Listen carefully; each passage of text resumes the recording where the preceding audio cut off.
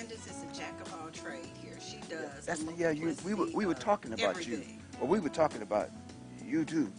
We already done talked about him. Excuse the vernacular. Okay, we're on. You ready? We're live. We're live. Well, good morning, and welcome to Redefining You in the Marketplace. We're so excited that you joined us this morning for a candid discussion with our esteemed panelists and my co-host. I am Wanda Roberson, your host, and this is Dave Roberson.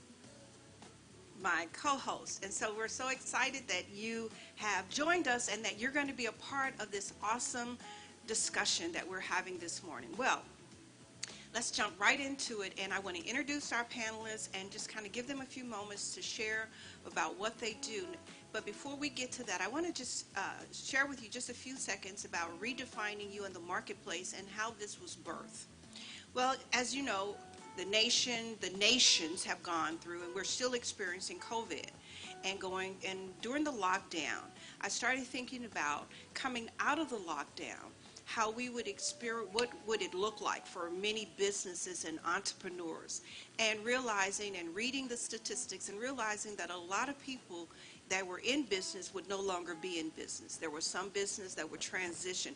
There would be startup businesses that will all of a sudden spring up because of the demand of a product or what we've experienced going through this COVID season.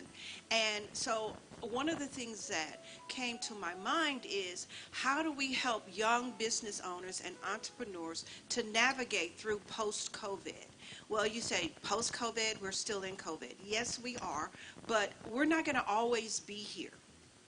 And if we don't look at strategies and systems and structures of how to navigate through it, and what one business owner may have done something strategically and changed everything that caused them to excel, whereas another business owner wasn't able to tap into that. So we want to look at the various dimensions of what it takes to navigate through this season of post-COVID and continue to thrive and survive. This particular segment, however, we are going to talk more about as they share about their businesses, but we want to talk more about foundation. Because one of the things that I've noticed in post-COVID, during this season, is that a lot of people, startup business, have been popping up everywhere. I don't have the numbers or the statistics to tell you, but I mean, it's astronomical. I've been reading about a lot of different businesses that have just started, and some people are doing well, some people are still struggling. And one of the things that happens, just because you have a great idea doesn't mean that you will succeed in business. Oftentimes we think a great idea is the only thing that we need. That's just part of it. So we want to talk about structure. We want to talk about foundation. We don't want to talk about all of those things that go into making a business a success. And if you don't have a good solid foundation, a great idea may start out wonderful, but in the end, it will derail you because you have no foundation to build on. So we want to share about those things and jump into that. So I want to introduce our panelists and give them a few minutes to just share what they do and who they are, so you will get to know them. To my left is Warren Winston, and he has a business called Doing Business. He's to your right. Oh, I'm sorry. Did I? Right, left, I get confused, okay? To my right, Warren Winston, take it away. Hello, my name is Warren Winston.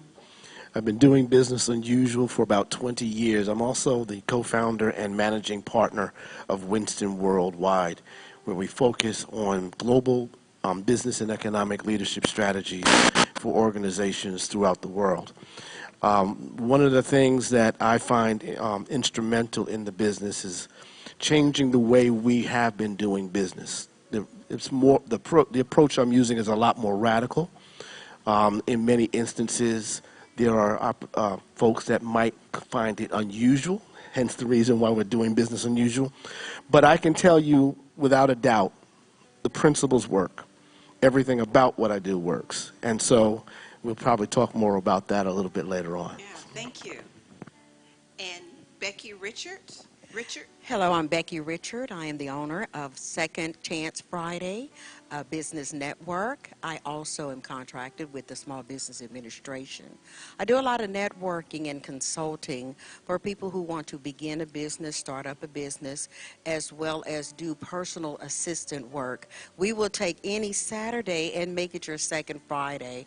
I got into my business because there was not enough time in the work week to complete everything as a working single mother. So on Saturdays, I found myself doing a lot of business work, taking care of my own personal business, but assisting people with, or individuals with their businesses they wanted to start up or just wanted to have it what we call a side hustle. So that grew Second Friday as well as Second Chance Friday, which is a second chance for individuals who may have fallen on hard times or have been incarcerated, and they need that second chance to find a job, employment, or even go to school. So in my consulting business with that, I am here to present my expertise to the community as well as teach them not just how to get the job, but how to keep the job. All right. Dave, you want to introduce? Oh, I get to talk? You get to talk. Oh, okay. You're the co-host. Okay. So I'm going to let you talk. Can I tell them that I'm your husband? God. I was trying to keep it on the down low so everybody wouldn't know, but okay. Oh, okay. Well, it's not my turn. To my left, this is Candace Joseph, and she'll tell you a little bit more about herself. Hey, hey, hey. Happy Saturday, everyone. I am Candace Joseph. I am the Chief Executive Officer of the Joseph Consulting Firm, which is a conglomerate of 17 entrepreneurs who all strive to make entrepreneurship great for, those that are in business and nonprofit space. I am also part owner of HJS TV, Harvani J Studios, where we produce the live podcast. We produce web series, talk shows, and we do it all with our flavor. Why? Because everybody got a story to tell, and we want to hear yours. I'm also the radio host of the Business Hours Broker Hour on Highwire Music Radio, where I get to highlight the hidden jewels in entrepreneurship, because, hey, you got to find where great business is. And in my spare time, I play chess and listen to opera. How about you guys? Oh. Wow. She is a busy woman. No, that's my turn. Oh. Okay, yeah. Now, that's what you call a buffet. Yeah. Now, to my extreme left, this gentleman will speak for himself. I've seen him in action, know what he does, and this is definitely someone you need to know. This is Richard, and you take it from there, Rich. Good morning, everybody. My name is Richard McClellan.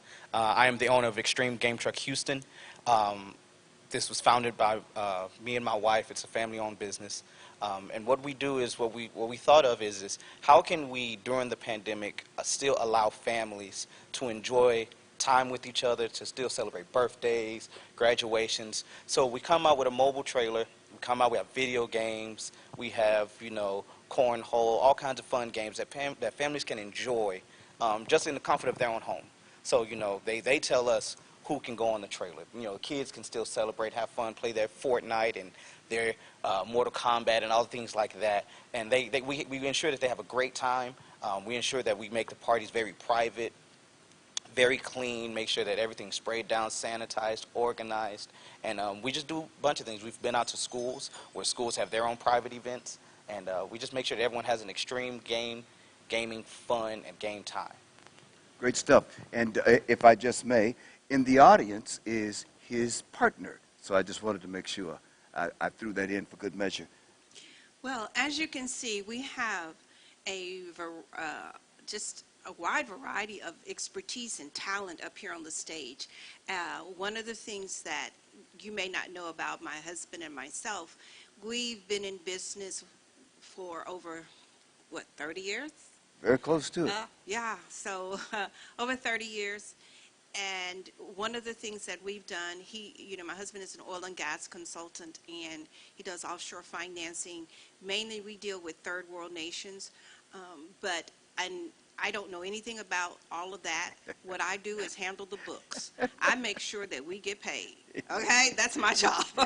I run it from an administrative perspective, and so we own a for-profit corporation and two nonprofit corporations. So we've had experience on both sides of the fence for-profit and nonprofit. And I want to interject this, and you guys will jump in here. But one of the challenges in running a business, especially when you are a small business owner, is handling so many tasks at the same time. You're kind of like an octopus. I don't know about you guys, but over the years, sometimes it feels like we have to have our hands in everything. So how do you manage that on a daily, weekly basis? Why don't you jump in, Becky? Well, I like to say, when you have a lot of items on your plate, you have to have structure. You have to block out certain time during the day specifically for that project. If you know you have something on the table, you have to stick to it. You must have discipline when owning and running a business. And yes, it can overflow. If it overflows, you don't get everything done, put that at the top of the list for the next day. And that will streamline you as far as your discipline in your business. Awesome. Good. Dave, you want to jump in? And same question, just, to redirect it. I'm lost because I got stuck. I'm a real structured kind of person, and so I got kind of immersed in that. What about you, Candace? How do you handle things like that? I can honestly say for me, I use the 20-minute method. So I write out the to-do list and I look at things in the space of time. What can I do on this particular project in 20 minutes? Because you think about it, like you said, we're octopuses. We're a little bit of everywhere. So if I have to return phone calls, how many phone calls can I return in 20 minutes? Okay, I need to update my calendar based on my email and requests. Let me take 20 minutes and do that. So that way we're not tied down, because a lot of times when you're an entrepreneur, look, you get excited about everything regarding business. So to me, I use a 20-minute method because it also gives me breaks during the day, but then I can also look at it and say, okay, I could make this call, like Becky said, I'll put this on the list for tomorrow. So that way I'm not bogged down into the everyday, but then I'm touching a little bit of everything at the same time. Awesome. Yeah. Now that's really good. I know some of you may be wondering about the octopus. We're talking about multitasking here. And let's be real about it. Not everybody is good at multitasking. You've got to have a special skill set, or it's got to be developed when it comes to multitasking. And some of you may not be entrepreneurs. You may just be a business person. But nevertheless, what you want to do is extract what you're hearing to be able to apply it to your life to make it work for you. You've got successful people speaking to you, so that's an interjection that you can use, and I hope you got injected. I think that's awesome. Richard, I want to throw this question out to you. I understand that with your business, because you are unlike Candace, who has a consultant business, so you have an actual product, and Becky has a consultant. Warren has pretty much consultancy, but you have an actual truck, an actual physical truck. How do you manage that with, we're in a COVID society, and so you still have all of these quote-unquote restraints that are there, but yet at the same time, you've got to get your business out there because you don't make money if your truck is sitting at home. Right. So how have you been able to navigate through this COVID season with that? So one of the things that I've had to teach myself, because one of the things is I was very strict in time management.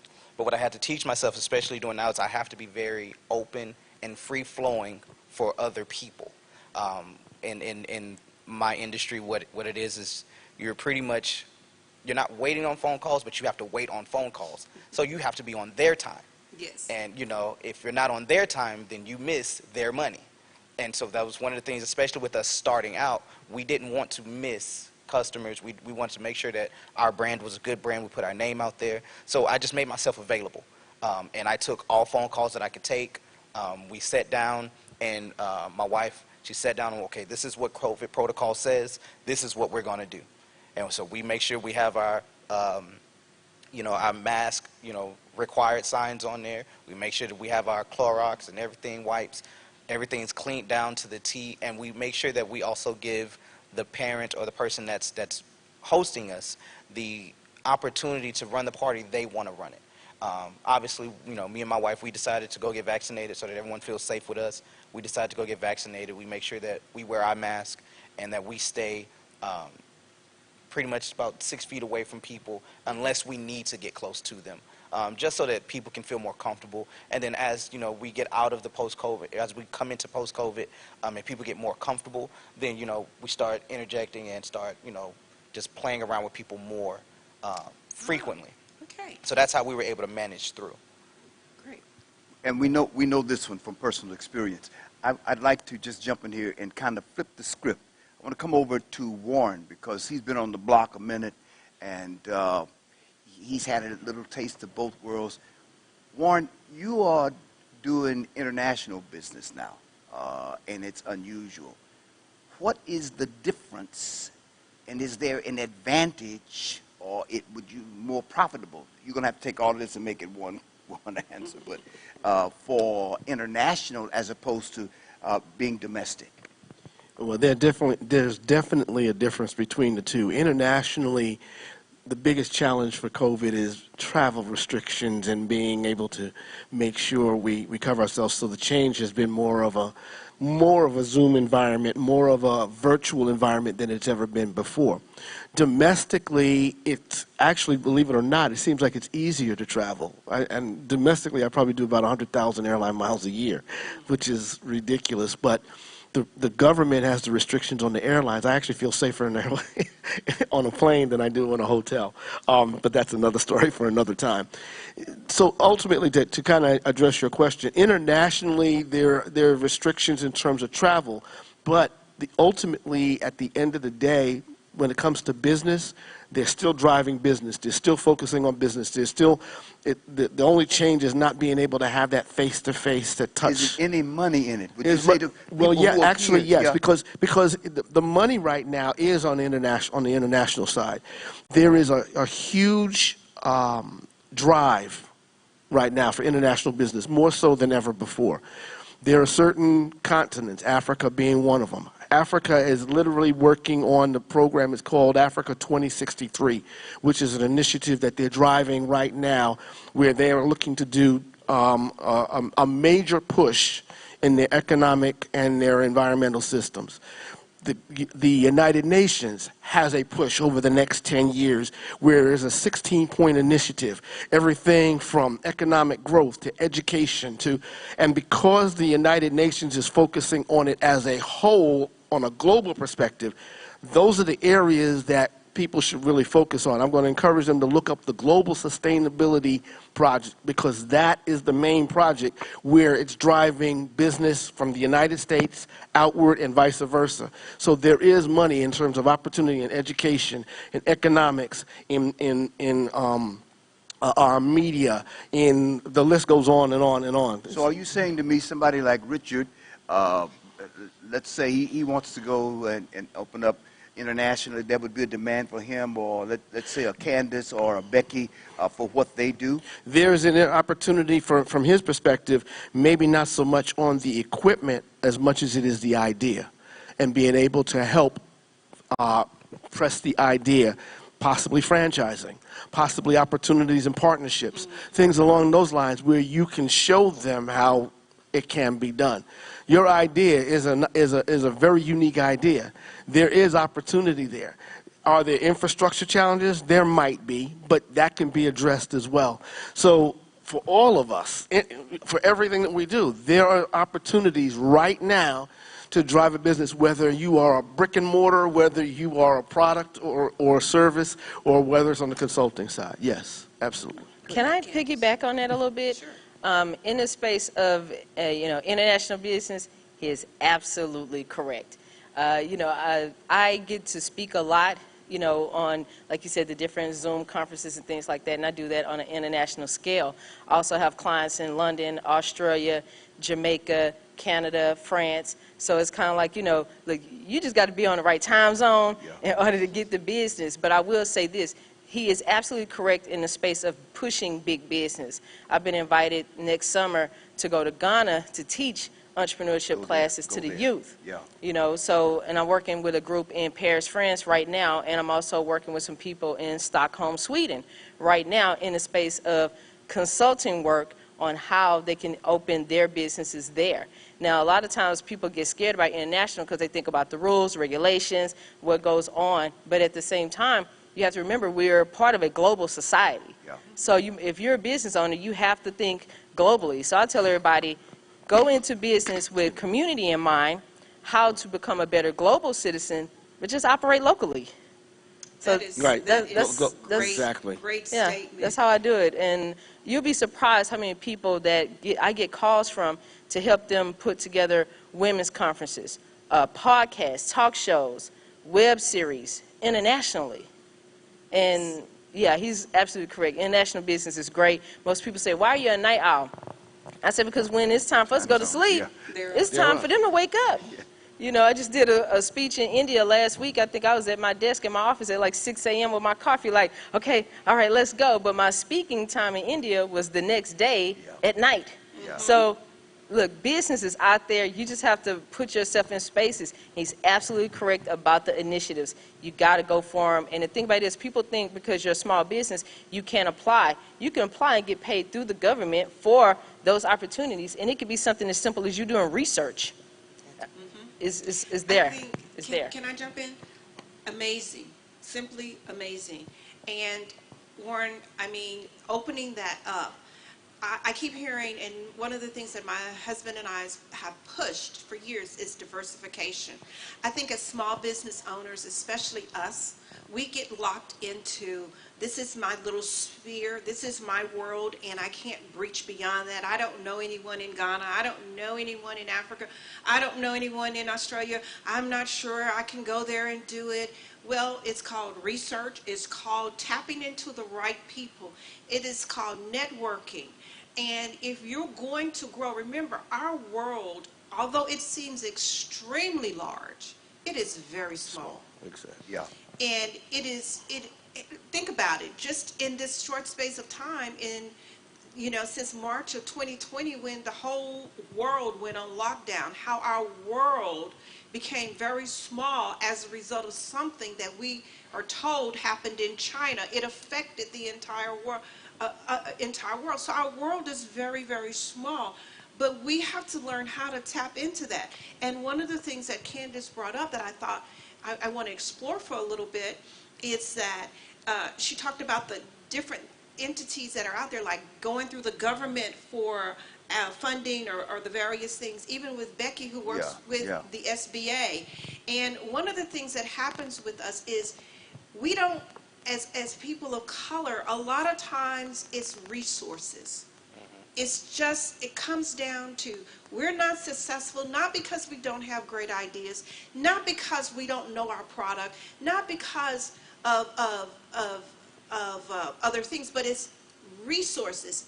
Not having the right resources at our fingertip, and then knowing how to access those resources. So all of these people here on this panel have access to resources.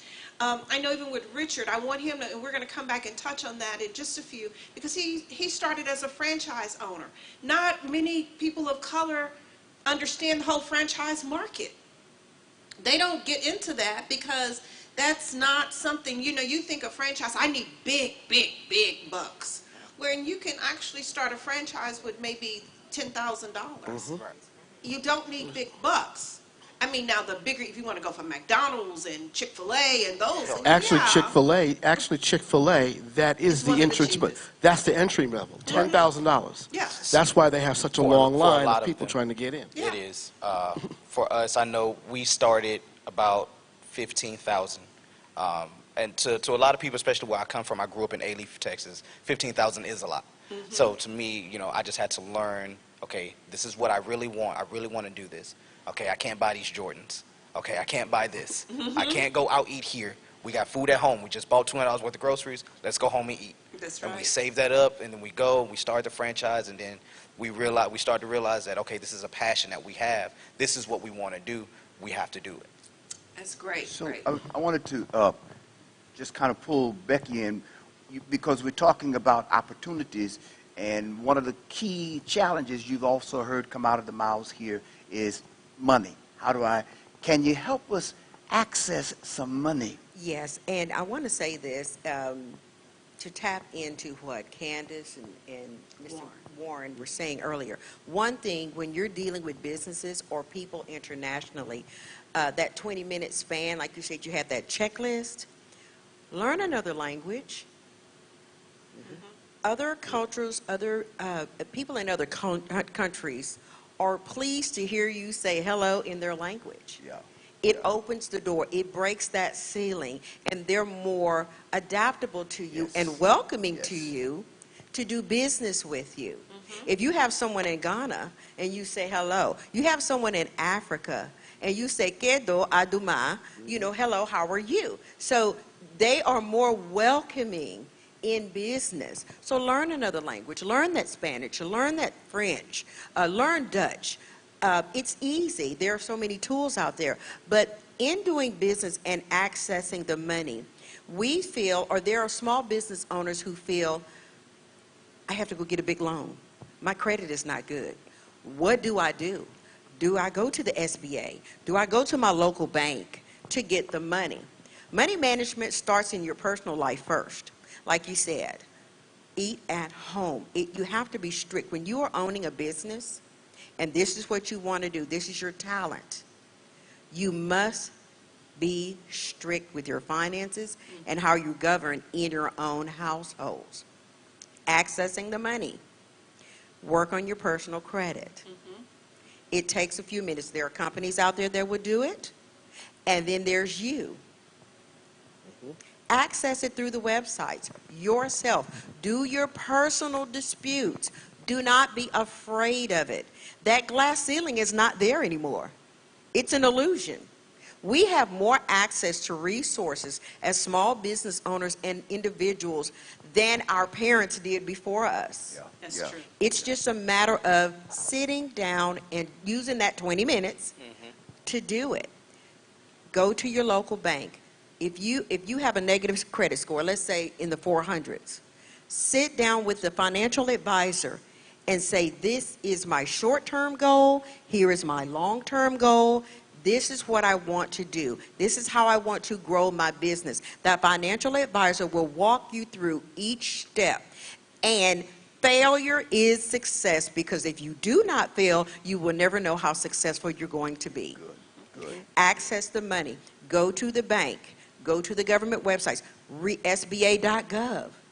For minorities, there's a lot of money out there. Not just the disaster money. There's other money. You have to keep your books. If you don't know how to keep your books, get you a certified public accountant. Yes. Someone who really knows how to do taxes and cater to you. You may be a sole proprietor. You may have a LLC. You may have a nonprofit. You may have a nonprofit 501c3, but then there are some that have a 501c4. There's more than just a 501c3. Get your permits. Do your research. If you have a hard time saying, I don't understand that, well, call Becky at Second Friday. I'll be happy to assist you. Awesome, awesome. Now, I told you that sitting on this panel here is a wealth of information, and I'm just so excited to have each and every one of you, because you bring a different perspective, and we can all look at it from a different paradigm, and it helps to shift our paradigm. One of the things I want to segue into is, and Becky kind of brought us to that point, is discussing foundation. One of the things that I'm seeing among young entrepreneurs, young business owners, is that they get an idea and they're like so excited and they start their business, but they have no business acumen, they have no training, they have no foundation. And,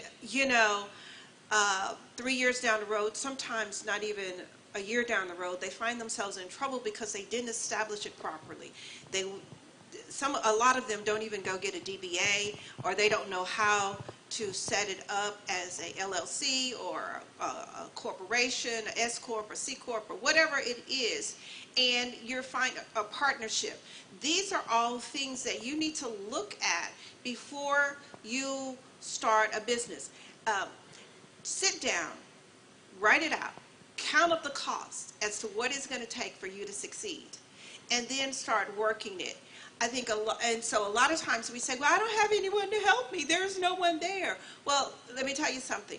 If you're going to have a business, invest in yourself. It starts with you.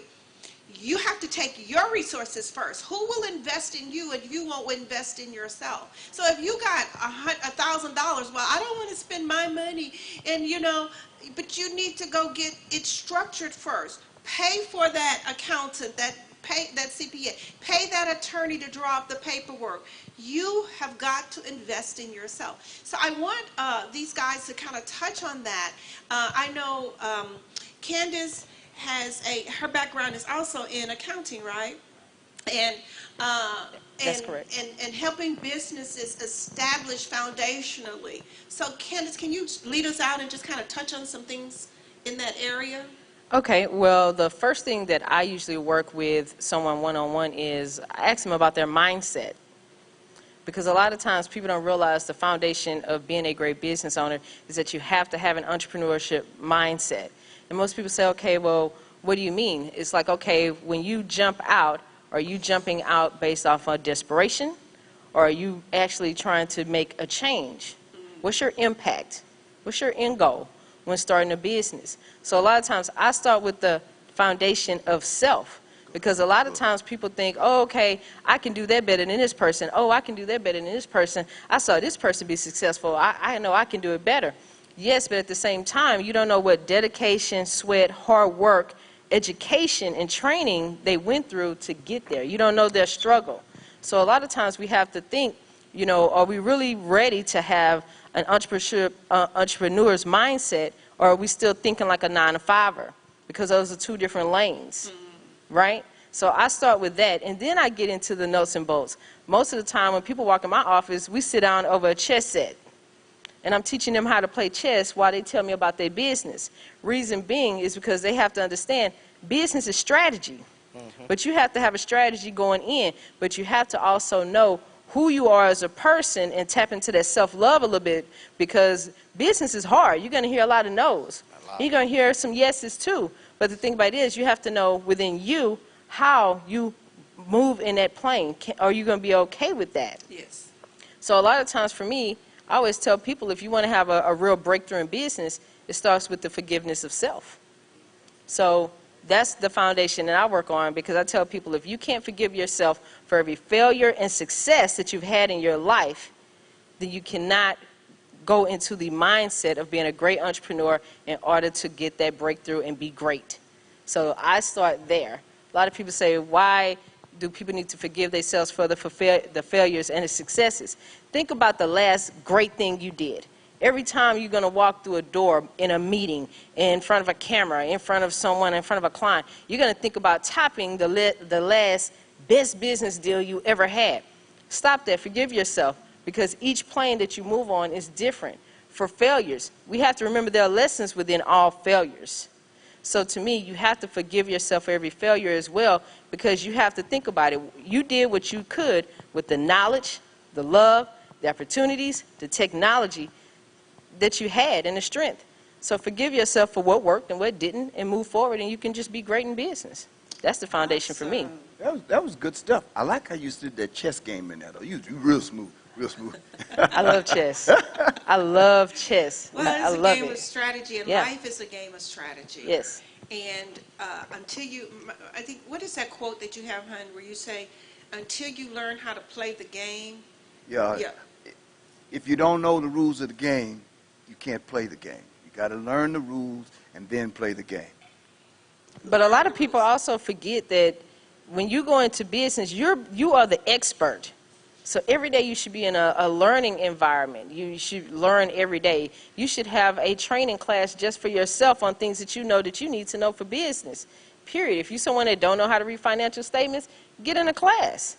You know, call an expert. You know, people are so scared to reach out and ask for help because they don't want people to, oh, I don't want someone to know that I don't know what I'm talking about. Forget that. I'm going to ask 1,000 questions 1,000 times until it sticks. Because for me, how can I want to be a great business person but scared to ask questions? That's how I see it. Awesome. That's awesome. You got a tiger over there ready to get loose. Well, I'd like to say this, and also what that does is it grooms you with business etiquette.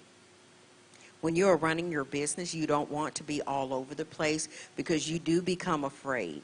You don't know how to handle those emotions. But when you face forgiving yourself, I failed at this, rather than beat yourself down at it, learn how to master it. Okay? Right. And once you do that, your business etiquette will also grow. You will know how to not just play the game, master the game, but then you'll begin to set your own rules. Exactly. Exactly. Dominate, yeah. I think that's great advice and great wisdom because we all fail. Failing is a part of succeeding, and you cannot succeed without failing. But I like what you brought in about forgiving yourself and self-love. Success begins and ends with you and the way you think. And until you change your mindset about who you are, if you're going into business with a lot of insecurities and rejection issues and daddy issues, mommy issues, failure issues, friends issues, people don't like me. If you're carrying all of that into business with you, remember, you are the business. And the business can only succeed to the extent that you succeed in your personal life. And so if that business does not succeed, if your personal life is not on point, if you are struggling in an area of your life, you're going to carry that into the arena of business. And so it needs to be you need to deal with you, put it like that. You need to deal with you and assess you before you start out. It's kind of like with Richard here and his business partner, his wife, starting this extreme game truck. Well, he could have said, well, I've not seen anybody else do this. And, he could have come up with all kind of reasons as to why this could not succeed because of his own, not because the world said it, but because his own issues in his own life. And so, Richard, what did you have to overcome? So it's actually a little bit of, I don't want to say the opposite, but what it is we didn't see very many. And so I assumed that it wasn't profitable because it wasn't very many out there. When you can Google Houston right now, Game Trucks Houston. You'll see 5 of them. Wow. And to me, I'm like, okay, well, something that every time I drive up, people say they love, why is it only 5 of them? Is it because it's a new market and people are just now tapping into it? Or is it because it's a market that really doesn't thrive? And so what I did was me and my wife, we sat down and I was like, you know what? Well, let's make it thrive. Let's be the first ones that say, you know what? This is going to be a big thing. Whether it's driving mobile trailers left and right and we start franchising ourselves, or it's opening up a brick and mortar and we become the new main event, the new Chuck E. Cheese, the new place for families to come and have fun. So that's our current goal. And what you guys are talking about is actually us right now in the game learning. I mean, we're both in school right now getting our bachelor's in business management. So these are the small steps that we're taking that like, okay, hey, if we're going to do this, we need to at least know the foundation. We need to at least know, what a P&L is. Like, we have to know these things. And so we started doing that. We both graduate, actually. I graduate in January. She graduates in March of next year.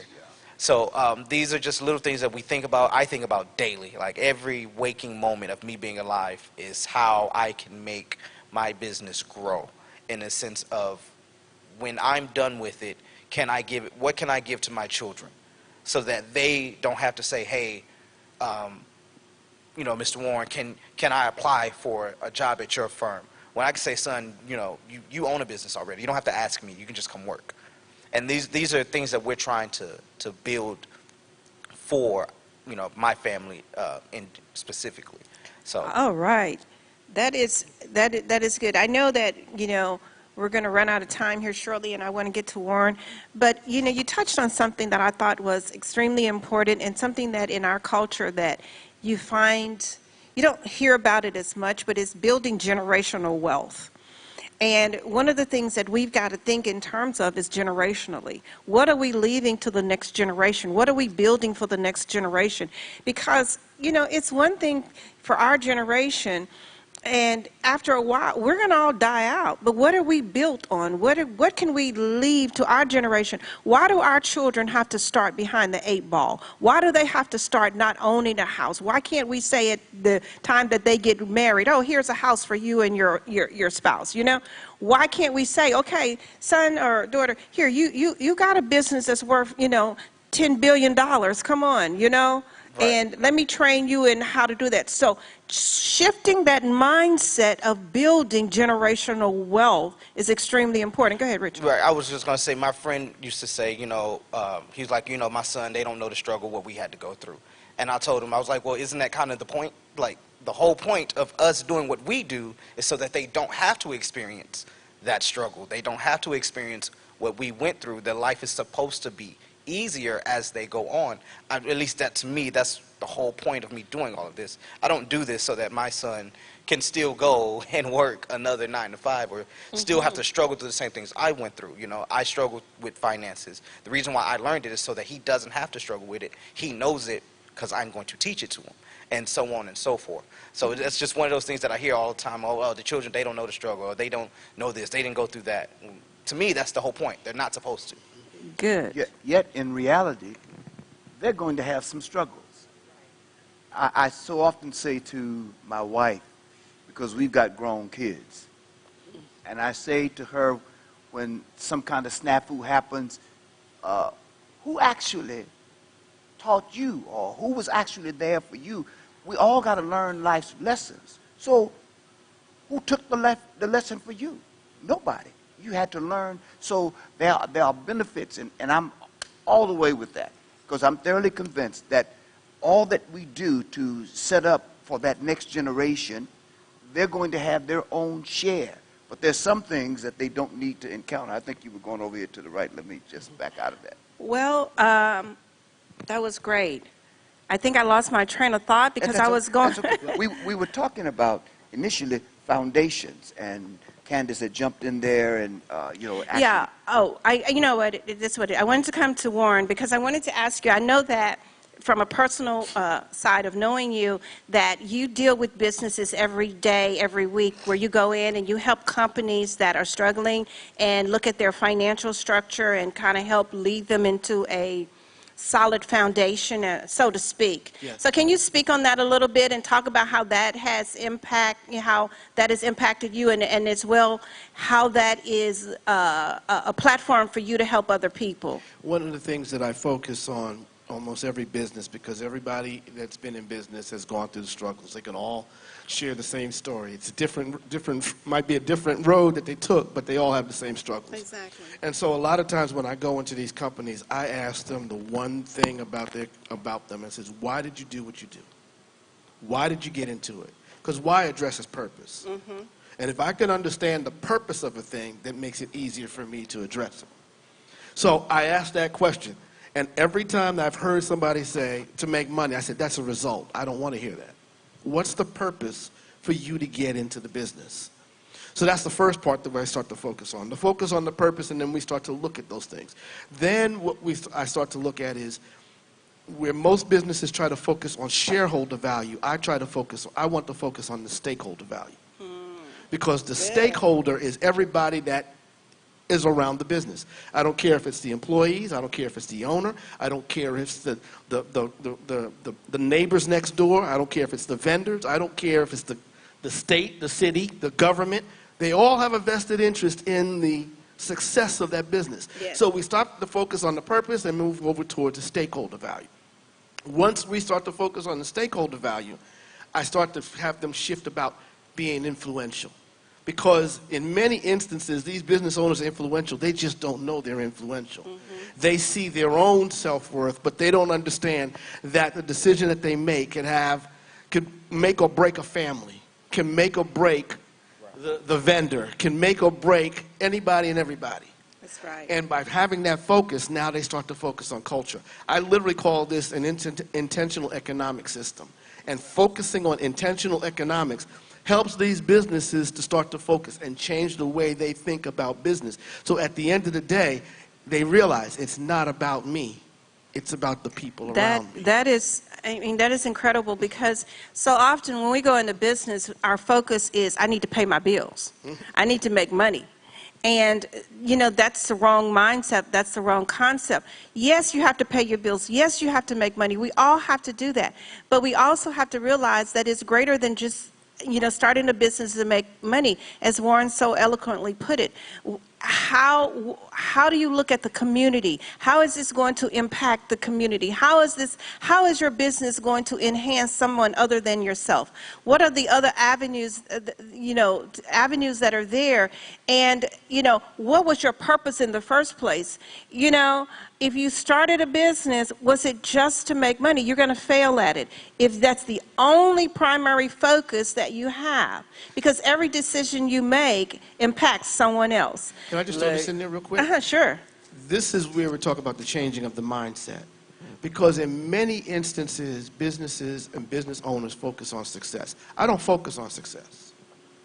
Because what's successful to you is not successful to me. Exactly. Okay? I focus on significance. Significance will always breed success. Success will not breed significance.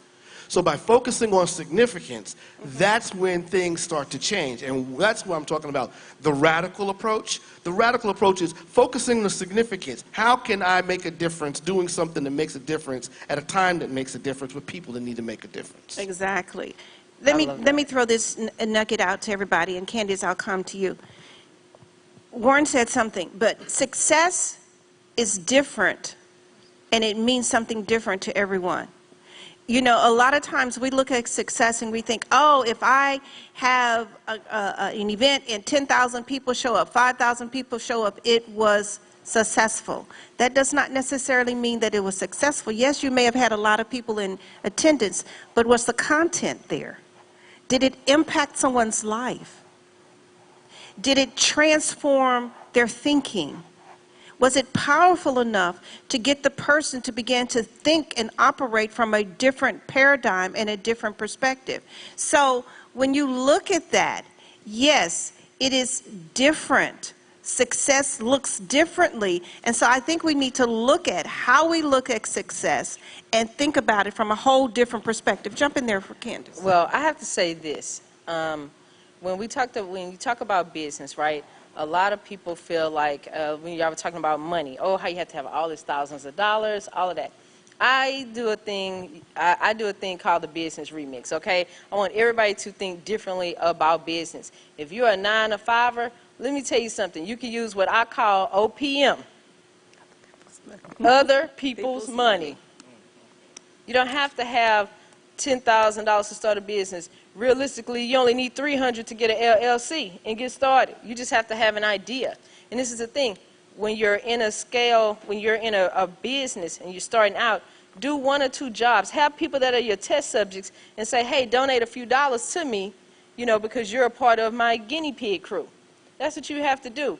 And when you talk about foundations, get that paperwork. It's important, because an idea that you may have or a business name that you may have, you might sit there and tell someone just, oh, man, I've got this idea. It's called this, and this. Then next thing you know, your homeboy down the block got your business name. So get the paperwork to do what you have to get that straight. To me, that's one of the key things. But for me, anybody walking through my door, I'm a heart-centered entrepreneur. I don't look at profits.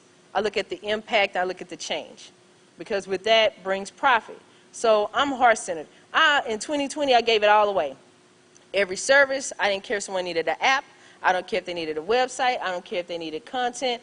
I gave it all away. Me and my whole team, I bankrolled every project. The reason why I did that is because during COVID, a lot of people, this was their dream. This was their baby. So if we're a part of our own ecosystem, how can we create change within our own ecosystem without uplifting our brothers and sisters? So I did that, but at the same time, I taught lessons on, hey, do you know if you think about community in mind, when you're thinking about your project. Because if you're an entrepreneur, you're there to solve a problem. You're there to take away someone's pain point. So you have to think about that phrase, and you will get to the success that you need. But get that foundation, get that paperwork in order, become an expert, study daily, become the expert. That's how you become successful with anything that you do. And you got to have the visibility. Because if people, you could be a great entrepreneur, but if people don't know where to find you, how can they know you exist? How can people, buy in? Remember, every client you meet, every service, every product that you give out, you're going along for that person's journey. But they're going along with yours because they're entrusting you to put their parties together, to be that person that assists them, to be the person that revitalizes their business. They're looking at you, so take them along for your journey, and you go along for theirs. That's how you find the ultimate success. And anybody walking through my doors, if you do not give to community, I don't want you as a client. I don't care how much you're paying me. And I'd like to say, Awesome. I'm sorry, something, is that while you were speaking, I heard marketing. When I'm speaking to you and I'm telling you about my business, that is marketing. Not just saying what I do, but explain what I am doing, as well as giving that person shout outs or, tell them, hey, go see Warren, go see Candace. It's a network of marketing. It's a network of building. Because one thing I know in the business, what you do for others, it will come back to you. It will make your job easier. I am just overwhelmed because I love the spirit of this, but I also like the idea that, we're coming together and we're seeing change, and we're being the change that we want to see. We talk about change all the time, and change is significant. Change is measurable, but you've got to be the change first. You want people to change. You want to see other people espouse change or do it, but it starts with you. I like what Candace said in that she gave her services away in 2020 because why? She had to become the change that she wanted to see happen in her community. And as she did that, but nothing that she gave away will not come back to her in another form. It will always find its way back to her, and she will reap because why? She has sown. And if you could continue to do that, I think that's one of the things that we miss out on as business people. We look at what we have in our hand, and we see sometimes that it's very small. And we don't realize that just that little thing of sowing that service to someone, helping someone else, it could affect you in ways that person right there may never come back and do it for you, but you don't know who it will how that will return to you through someone else helping you. I remember years ago, I had to learn this lesson as a young person, years and years ago. I was helping a family, and I was helping actually two families with food, who had food insecurities. And one was a young man who lived right next door in my apartment. Now, I was a single parent at the time and had two children. And I bought him groceries, and because he would always want to, when I would cook, he'd come over, and I said, let me just help him out so he don't want to be coming over eating every day. Let me buy him his own stuff. So I had bought him some groceries. Well, he ended up having to move out of his apartment abruptly.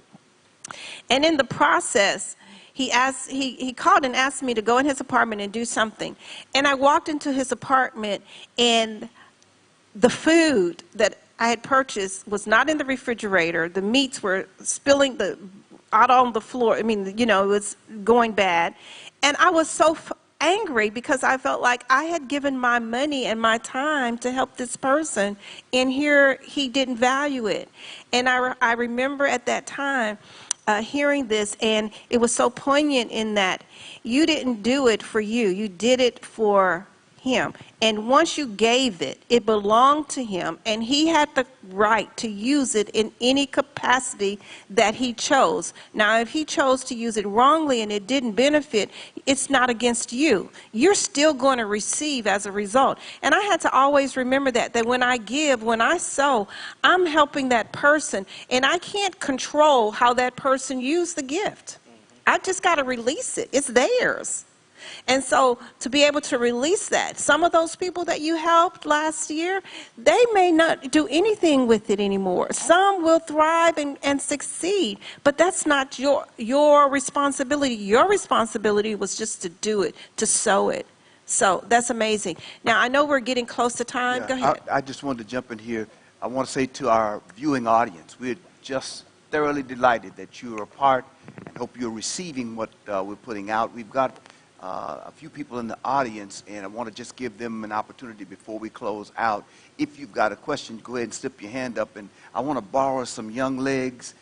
Richie Rich, if there's a question, raise your hand, and Rich will come down and put it on the mic so we can hear it, because we would not want to just take away from you being here, having a question, and we're not answering it. So, okay, I guess everybody's fine. All right, I just wanted to make sure we do that as we wrap up. Awesome, awesome. Now, as we're getting close to wrapping up and closing. Getting close? Getting close, Oh. yeah. Well, yeah, we're getting ready to wrap up and close. I'm sorry, I'm not You going know. to mess you up. He always does this to me, you know? And he know I can't think that quickly, you know? But anyway, as we're getting ready to wrap up, one of the things that I wanted us to go back to and stay grounded with is the idea of foundation and understanding and talking about starting your business. Is if you're out there and you're listening and you've been with us through this entire thing of redefining you, remember our goal is to spotlight entrepreneurs and business owners and to help you build a foundation of business success, of a successful business, whatever that may be. I'm a background person. I'm not usually the person that you will see in the business arena. I'm the person that is crunching the numbers. I'm the person that, you know, I was forced over 25 years ago to learn QuickBooks, not because I wanted to, but because it was necessary. And so when it comes to running a nonprofit and a for-profit, I know how to run a business. I know how to start it from the ground up. I know how to build the foundation of it because it is something that I was forced to learn. I was forced to learn how to do the commercials and the marketing and all of the various components because, like I said, when you're starting a business and you're a business of one or two, you're doing everything. You're learning from the ground up until you get staff. You're having to do it. And so to bring all of that in perspective and what we've talked about, of course, establishing those foundations, but I want to encourage you, as Warren has said, and I'm going to let him give them each a few minutes to wrap up. I want to encourage you to look at diversification and international business because there are opportunities out there. So Warren, you touch on that a little bit, and then we'll go around to each one as we close out. This is the greatest time, as far as I'm concerned, more than ever before, than to focus on, and I'm going to kind of steal what Candace says, having a global vision but a local presence. Now is the best time to have a global vision. Where do you see yourself? How can you add value to not only locally but globally?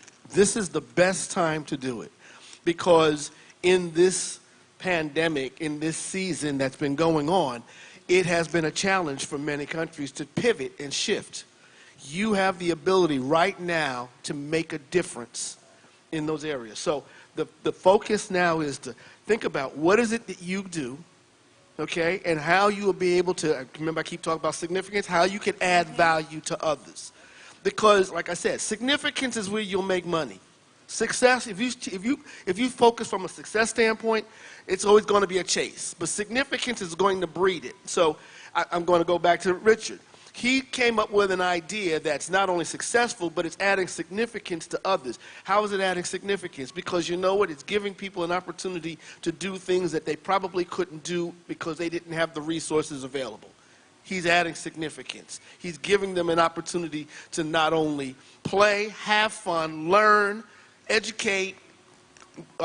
He's able to pour into others his time, his talent, the resources that he has.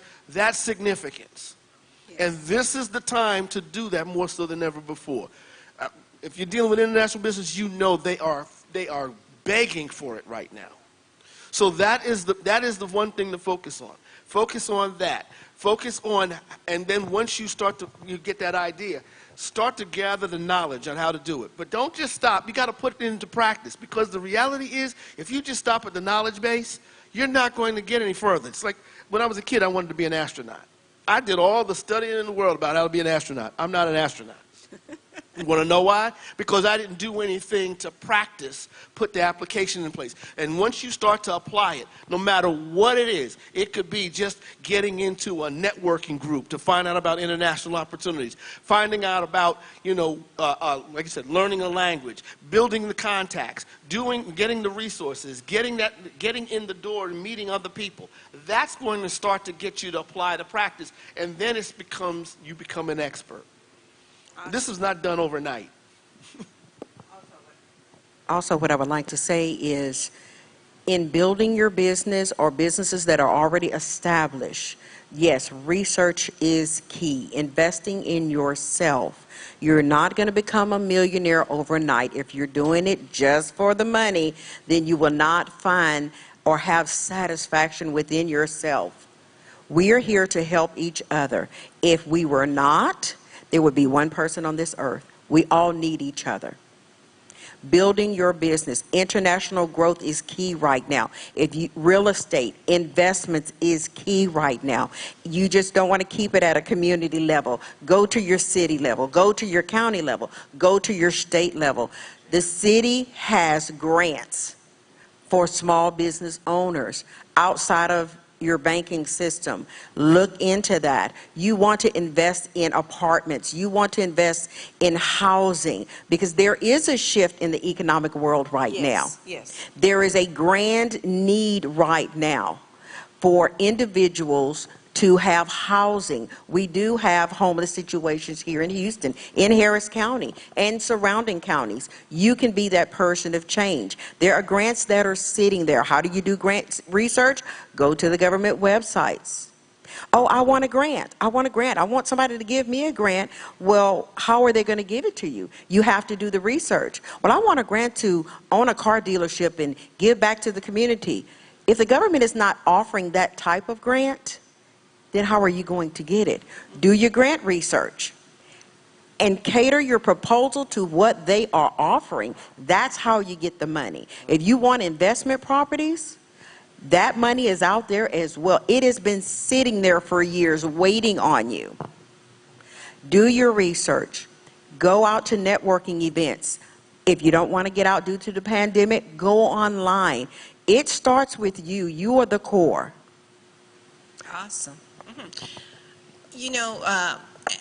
Becky mentioned about the resources that are available out there doing the grants, and I know Candace also writes grants. When we talked some time ago, she shared with me all the various things that she did, and so that is one of the things that she does.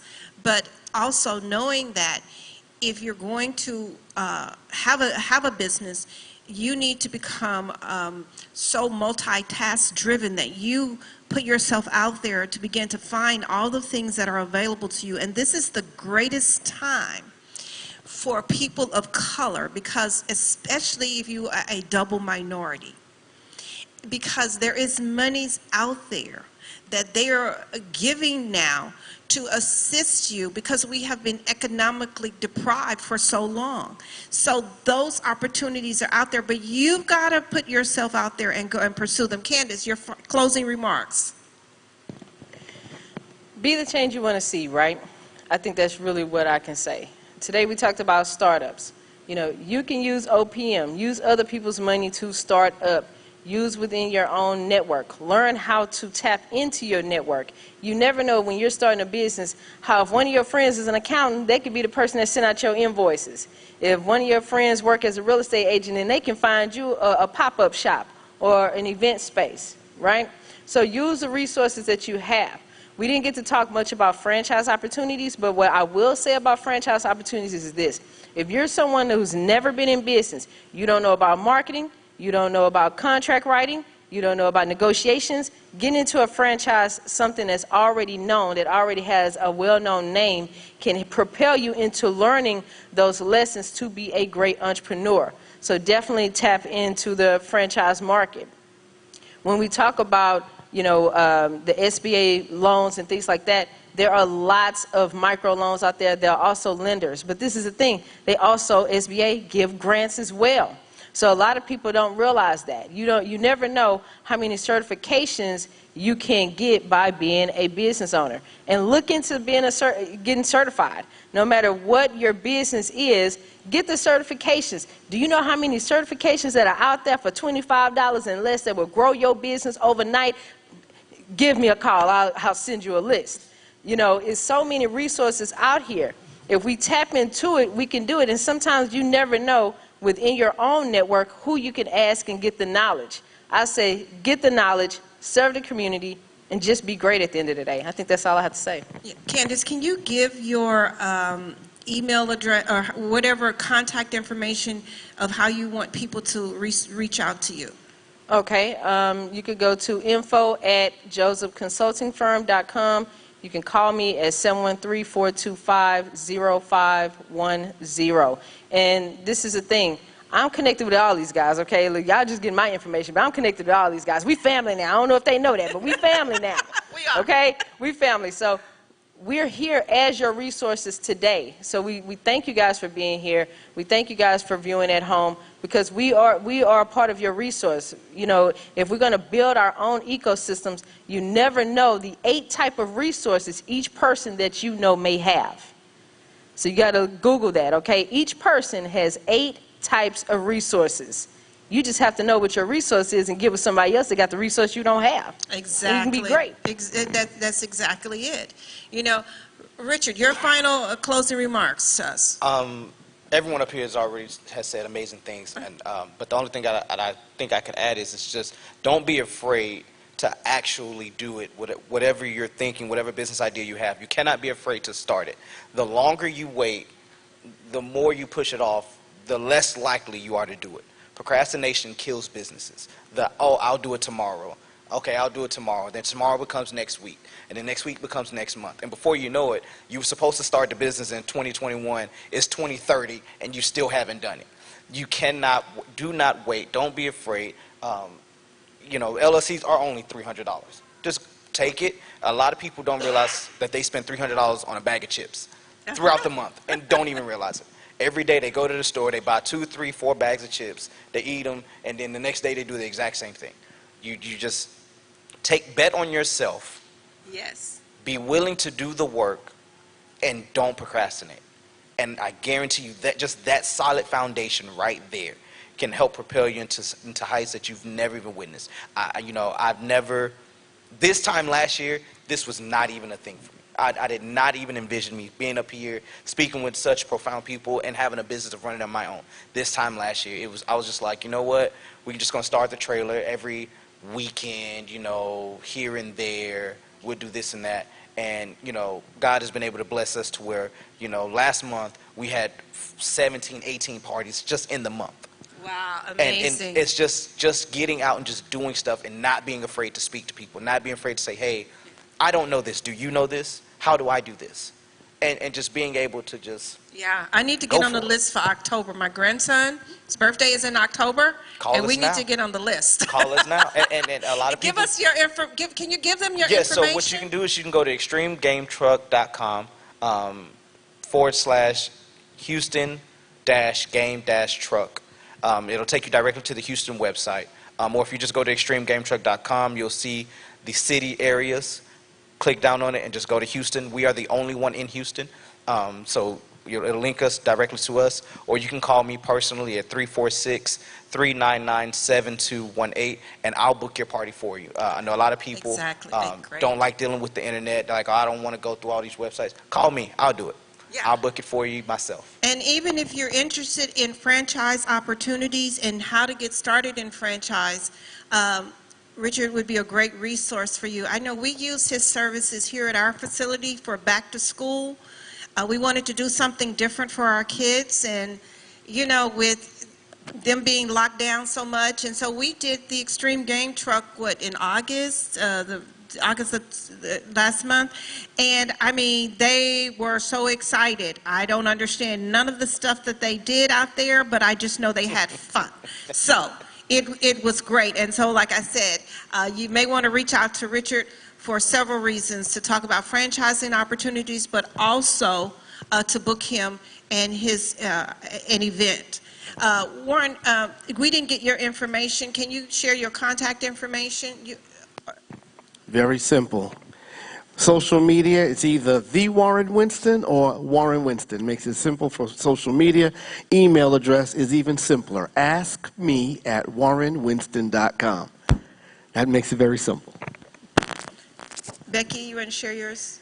Second Friday Business Network, sfbnetwork@email.com, 832-608-5343. Well, this is all we have. Hun, what are your closing Oh, remarks? you called me Hun this Yeah, time. well, you didn't spill the beans and told everybody we were married. I was trying not to let people know that, but now it's out there. But I So, didn't use the Hun word. Hun, But I feel come so on. endeared. Oh, I really, no, I'm good. Thank you. I've really enjoyed these moments, and to the panelists, thank you guys so much. This wealth of information. My hope and desire is that you were able to actually digest this and be able to regurgitate it, because it will help you be greater than who you are. Because where you are is not where you can go. Your destiny is bigger than what it looks like now. Thank all of you, and thank you, viewing audience. Thank you for being a part, and my closing remarks to you is just to encourage you that if you're thinking of starting a business, if you have a business, if you are in the midst of a business, if whatever you need is already in you, you just need to look within, and the resources are out there.